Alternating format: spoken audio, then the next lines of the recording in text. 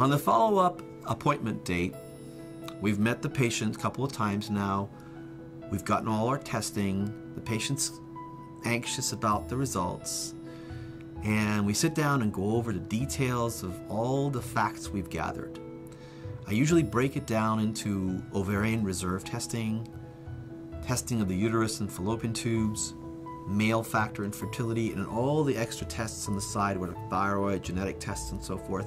And we go through them systematically, one by one, in detail, about a half an hour discussion. And we basically go through those details.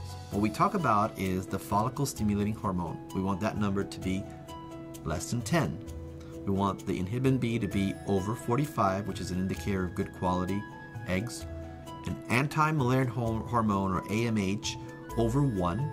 And we want the antral follicle count, which is the ultrasound of the ovaries when we count the follicles, to be over 15.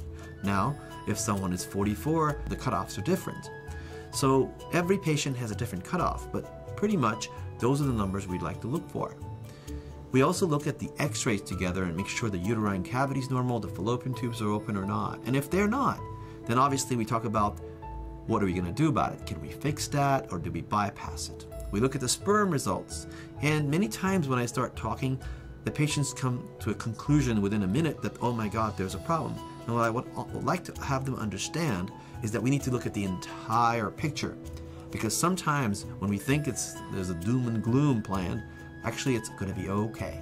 Because ultimately there's going to be a solution. The only limitation to treatment is the limitations the patients place on me and us, basically, as fertility specialists. Because if the egg quality is great, we're very happy. If the egg quality is poor, we can always push along and do more aggressive treatment. And if we can't, we can always do egg donation, basically using someone else's eggs.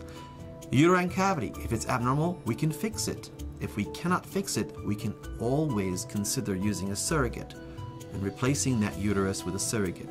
If sperm is abnormal, we can always do a sperm wash or actually inject sperm into the egg in a more aggressive treatment called in vitro. And if there is no sperm that we can get, even with testicular biopsies and things like that, then we can actually get donor sperm to get pregnant. So at the end of the day, anything is possible. We just have to look at the possibilities and see if those are reasonable options for the patient.